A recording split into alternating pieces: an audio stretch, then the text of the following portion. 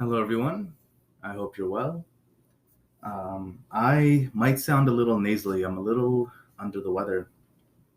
Um, so, with that said, I usually say the words and forget where I'm heading or go on a tangent. So, expect this recording to be a little bit more haphazard, but um, I wanted to make it just while the topic was still fresh in my mind. So, I'll try to just get straight to it. Uh, I wanted to talk about, you know, I wanted to talk about being a victim to your own success and what that can look like in my experience. And this sounds so braggy that a victim to your own success. What does that mean, right? Am I so successful that it's become burdensome? That's not really the case, but I'll go into it and kind of explain. What does that mean exactly? So I have acquaintances, friends or maybe former friends, I guess. Um, I currently live in the tri-state, and I spend a good chunk of my life here. I don't want to say my whole life because that wouldn't be true, but maybe a quarter of my life, I guess, has been spent here. And recently I was just socializing and what have you, running into old friends from the college days, from the high school days, and they know what I'm up to because we have each other on LinkedIn and the Facebook and the Instagram and all these social media apps. We keep up to date, even if we don't talk. We kind of know peripherally, what other people are up to and stuff like that. I know this person has a family. This one has a new baby. This one got married. Stuff like that. Um, so I'm at this gathering and someone I used to be friends with kind of made some disparaging remarks when other people were kind of, really excited for me, really excited for what I'm up to, what I have planned, what I've done so far, what I intend to do. And, this guy, he made some remarks. And the problem with his remarks was not that they bothered me in that moment, but they did eat at me later on. And I think we can all really empathize with that. We've all been there where someone says something and in the moment it doesn't necessarily hit you, and then later on you kind of go like, I don't like the way that conversation kind of went.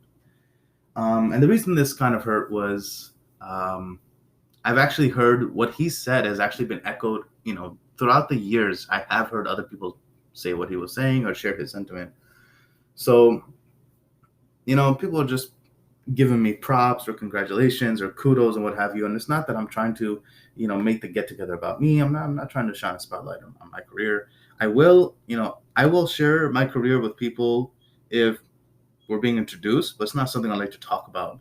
And likewise, I'll do it if I want to offer my services to someone, or if I want to provide, whether it's coaching, personally, or professional consulting, services. Then I'd like to explain like who I am and my credentials. But otherwise, it's really, at a social event, there's no reason for you to kind of tick off, your whole career and stuff. But um, he just made some comments about, uh, how I'm not really as accomplished as I make myself out to be. And I knew immediately what he was talking about. So this acquaintance is a senior business analyst at a major healthcare company or healthcare system, I guess. And he's been that he's we go all the way back to high school, so he's been there for almost about I've known him since high school, and I know this was actually one of his first jobs, if not the first job, and he's been there for at least a cool decade. Some time ago, when his family was getting bigger, kids are entering the picture. He did reach out to me when I was in a C-level capacity, and he asked me for help. He asked me for help in the sense that, he'd gotten some training, he'd gone through some professional development. Basically, he wanted to leave, the senior business analyst role that he was in for the last, 3-4 years, and he wanted something bigger in a company that I was at. And seeing that I was at the C-level, he thought I could make that happen. And suffice to say, if he's making disparaging remarks or kind of talking under his breath at a recent gathering, things did not go his way. Things did not go his way for the reason that there was a huge disconnect between what he wanted from me and what he was qualified for. I can't take a senior business analyst and suddenly make them, head of acquisitions, right? I can't make them, manager for IT, IT acquisitions, or give them some portfolio in my company. That just There is nepotism. There are people who do favors for friends, but the CIO is not really as nearly a powerful title as people think.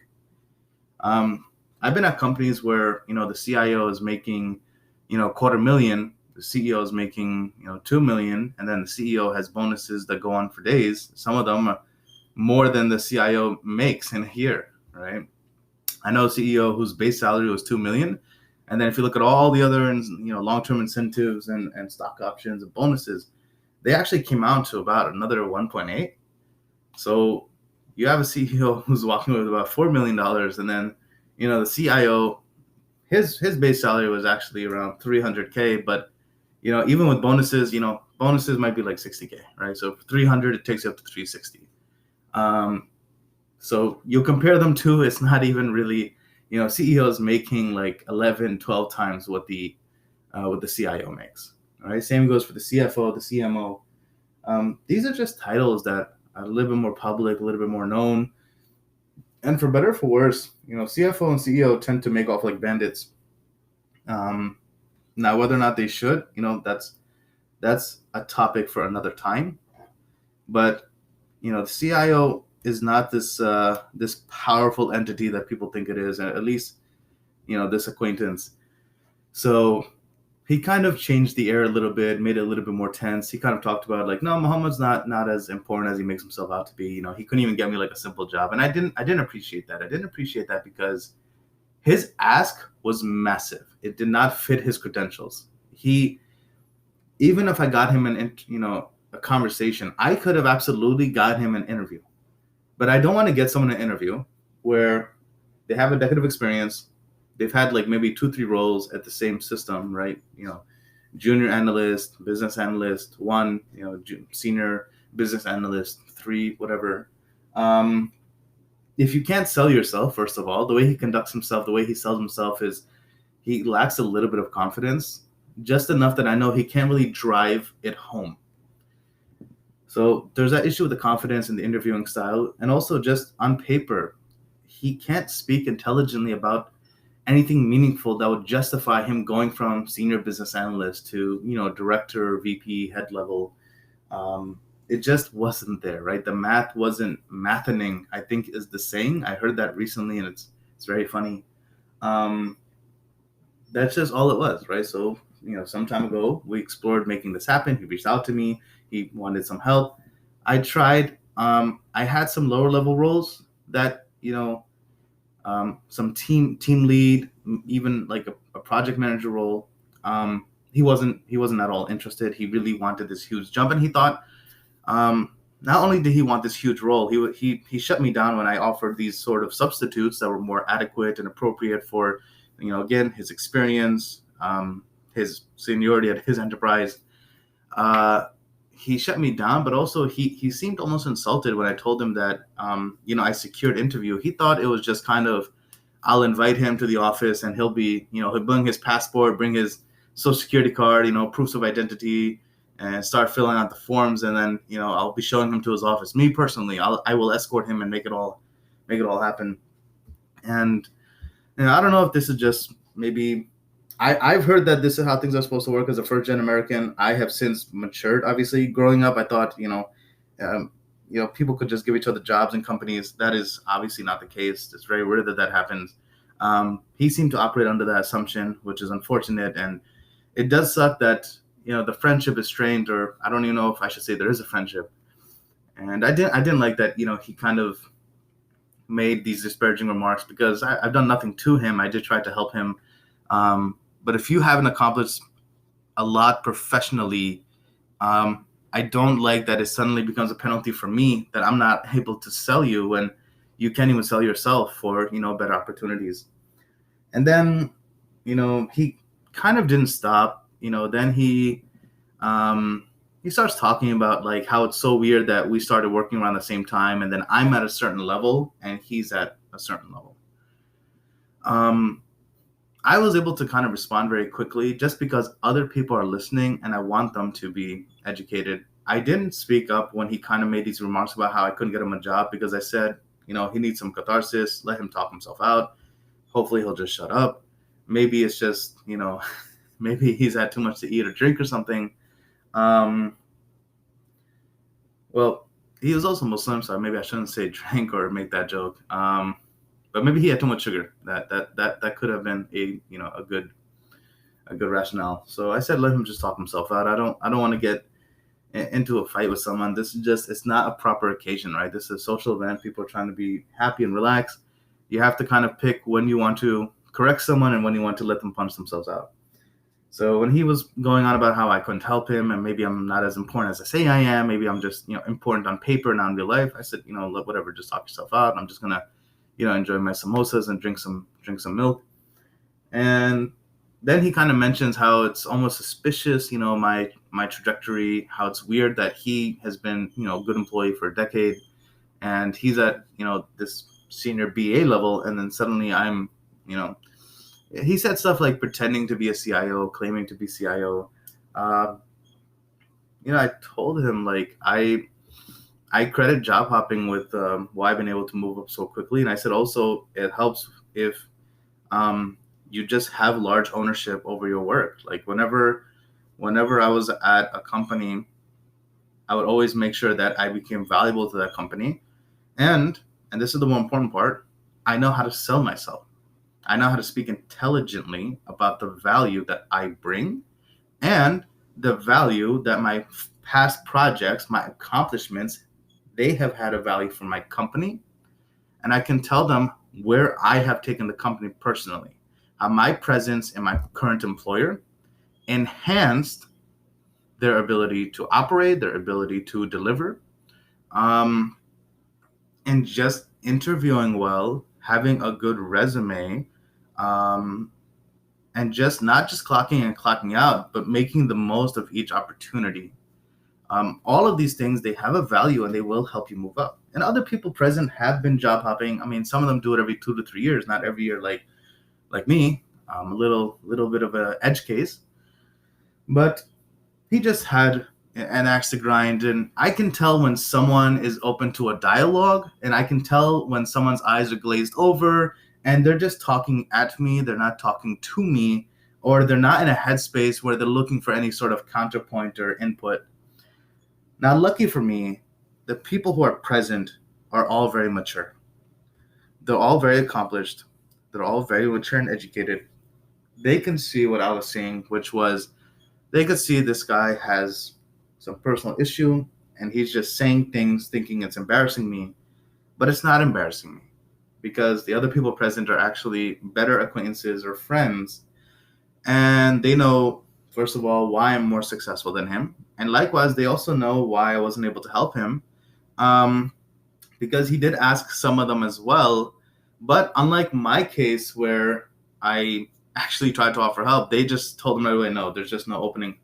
Which, even if there were, maybe that's a smarter strategy. If they see someone who isn't qualified for a certain role, they'll just tell them, oh, no, that's not, that role is on the website, but it's been closed or it's been filled, right? It's not even available. With me, I told them, oh, that job is available. You're just not good enough, which maybe given his maturity, given his headspace, given how he takes things very personally, kind of bruised his ego, I should, take that approach in the future if I can see that that's sort of the better way to deliver bad news to someone, right? So if someone comes to me and says, hey, is this job available? I'll probably say, no, it's not available, unless I know they're qualified, in which case I will tell them, yes, it is available, right? Just to prevent myself from future headaches. So this is, one example I wanted to share where when you're successful, but you're not able to elevate others, it can cause conflict, with your high school friends, your college friends, your early career work friends. This is a problem. And it's not a nice feeling. It's not a nice feeling because I don't want to say that it sounds almost braggy, right? That people dislike me, but it's not a good feeling, right? Some people enjoy having haters. Some people say that, people dislike you because of what you've accomplished and you're doing something right. I don't like that. I don't personally believe that. I think having people dislike you is honestly, it's a nuisance. It's a nuisance because right here, I'm just trying to, enjoy some food, catch up with some people. We've been dealing with COVID, so I'm socializing, which is not something I often do, and I haven't been able to do as much because of COVID. So for me to have that kind of interrupted by a negative Nancy or negative Nelly, I don't know what the saying is exactly, that's not a pleasant feeling. I don't look at it as sort of clout that, oh my God, I have someone who hates me, is jealous. I don't even like to describe him in that way, right? Because the situation is unfortunate. I don't like if someone has an issue or if someone is jealous. I don't like to say, oh, he's just jealous. That's just, if the person's situation is unfortunate, I don't even like to mention it or think about it or say anything in public or even private, because that's just not a mature way to speak about people or handle those situations. So that's one situation where, at least in recent events, my success has kind of, caused some strife in my personal life. Then there's another example. There's another example where a friend of mine, she's she lives somewhere nearby. I haven't caught up with her in a couple of years. A couple of years ago, she wanted my help getting into a company that I was at, and this was actually a little bit of a different situation versus the guy I recently mentioned, because she actually had the degree that made her qualified for the job she was looking for, and she actually had the experience. However, the company I was working at was very formal. She was working at a company that had sort of been informal, and as a result, there were some bad practices. Um, Bad practices in the way that, the way she documented things was a little lackluster. The way she spoke, she really overshared, right? She overshared, which was a problem. Like if she interviewed, she would say, "Please, like I need this job. My dad is really sick. Like I take care of my parents," which is honorable, but it's not the interviewee. Your company, no, they don't. First of all, they don't care, and second of all, they don't want or need to know that, right? That actually doesn't. That oversharing doesn't look good. Telling a company you're desperate for the job is not a good look. It's not helpful. If anything, the company will be concerned because you overshare, which, how much oversharing do you do, right? Can they trust you with information? Are you going to overshare with customers, overshare with your coworkers, make them uncomfortable? These are things that companies think about. So, one issue is that I did observe that some of her professional habits or practices were a little bit lackluster, a little bit lacking. I knew that if I brought her into my company, we just have a certain way of doing things and we can train her. But there's a little less leeway for higher level roles. And the role she was looking for, I mean, she's coming in with master's level education. She's coming in with 6 years of experience, and she wants to run the PMO. And she actually was on paper very accomplished. She could speak intelligently on projects, but you had to keep the conversation limited, right? So the first thing she had going for her was, she has issues with her documentation and also her communication style.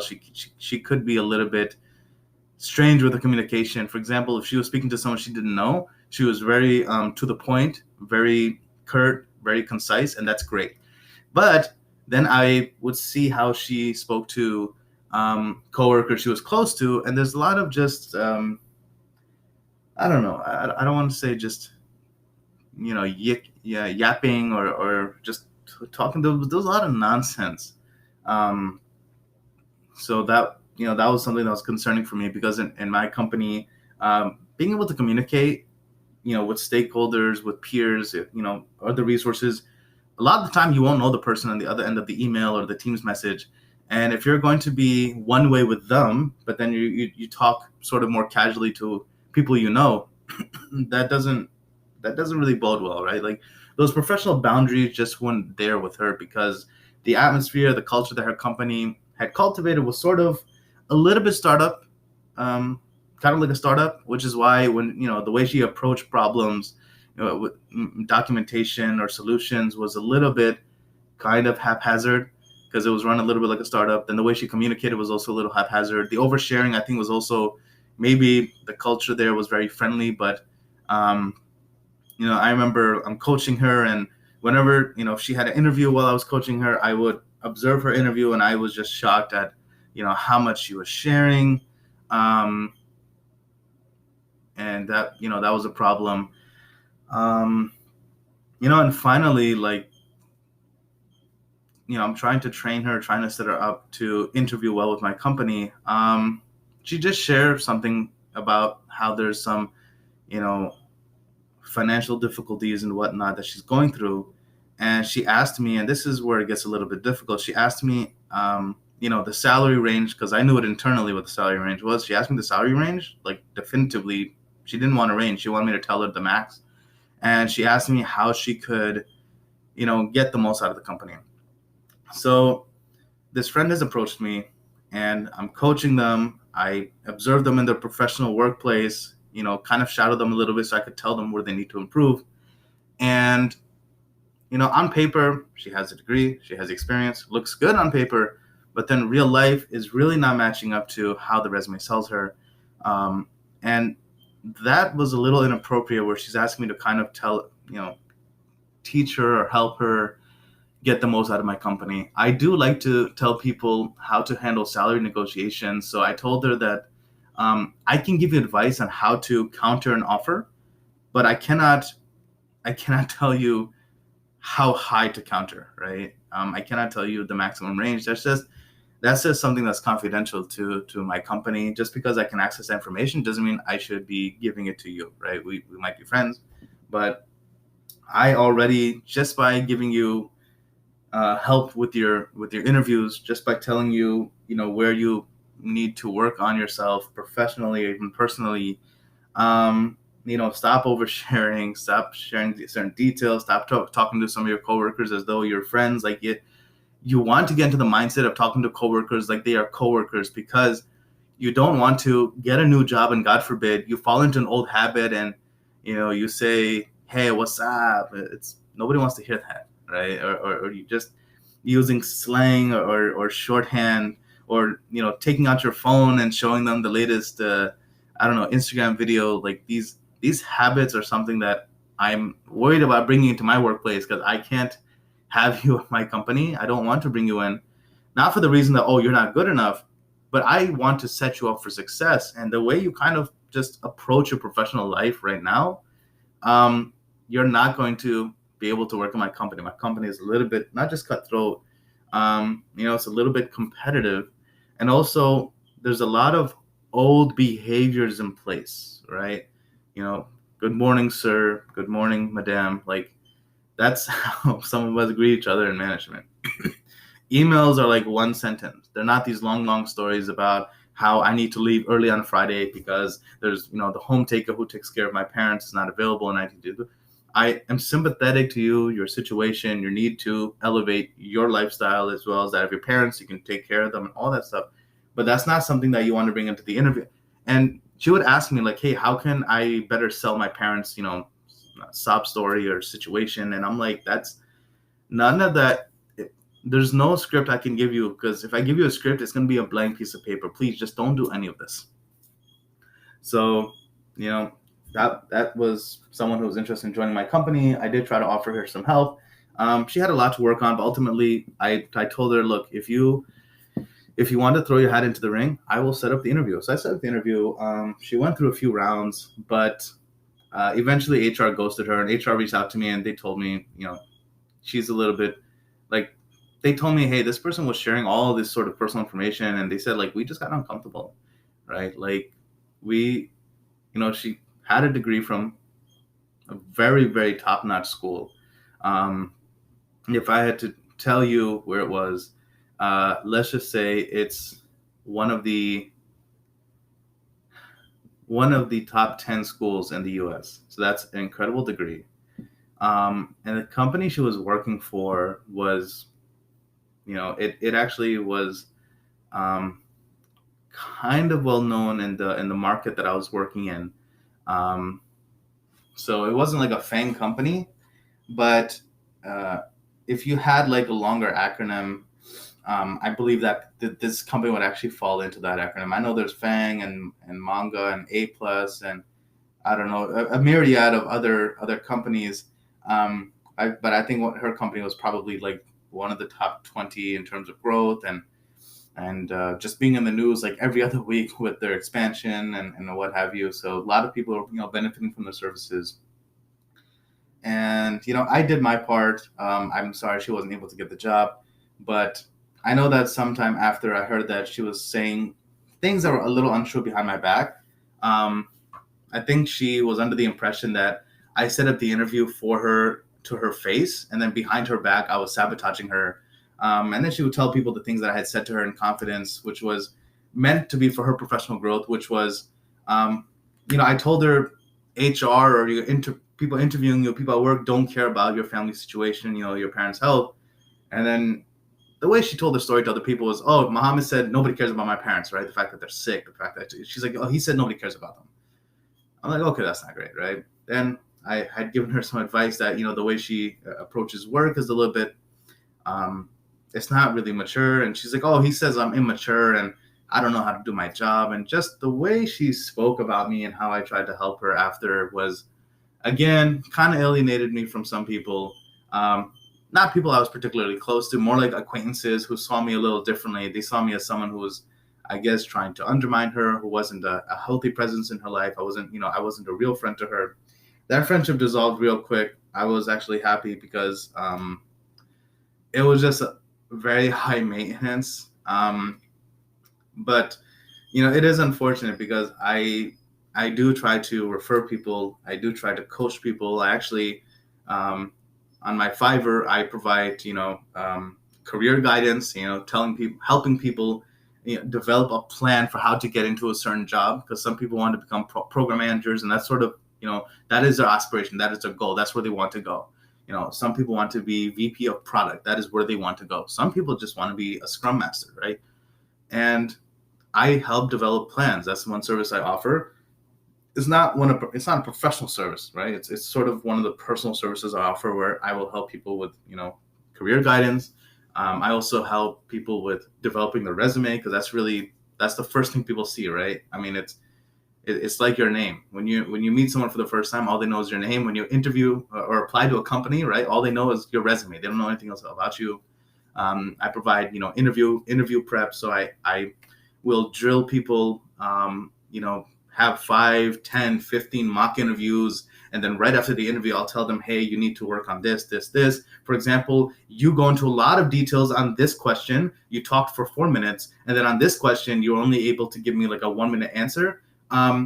Consistent, talking for a consistent amount of time for each answer is actually beneficial to you. Being able to talk intelligently or go into deeper details on certain questions is beneficial for you. You need to work on your posture. You need to work on your language. You're saying, I think, or I assume. You say that too much. You need to use definitive language. You need to sound like you are an authority. You know what you're talking about. Because if there's too much guesswork in the interview, that doesn't fill us with confidence. That doesn't help sell you. So, I provide all of these services. And, when I hear people saying that, oh, he doesn't help, or he didn't do this for me, that for me, I know that that's just nonsense, right? These are people who I tried to help, and these are just a few examples. Throughout the years, there are people who have come to me for help, and again, they just think I can grease the wheels, give them some sort of keys to the kingdom, or just show them their office. That's not what I can do at all. The CIO, the VP, director, I've never held a title where I was in a position that I could just give someone a job. Maybe I could have hired someone as like an analyst, but no one has ever come to me for that job that, hey, I'd love to be an analyst. I'd love to be, a scrum master. These sort of roles are ones that I could help people get. But yeah, I just wanted to kind of share 2 instances where, my success kind of worked against me. And honestly, even just helping people or trying to be a good Samaritan worked against me. With that said, it hasn't made me jaded. I'm not going to be any less helpful. But if you do try to help someone professionally, just know that, there are horror stories out there where it can go wrong.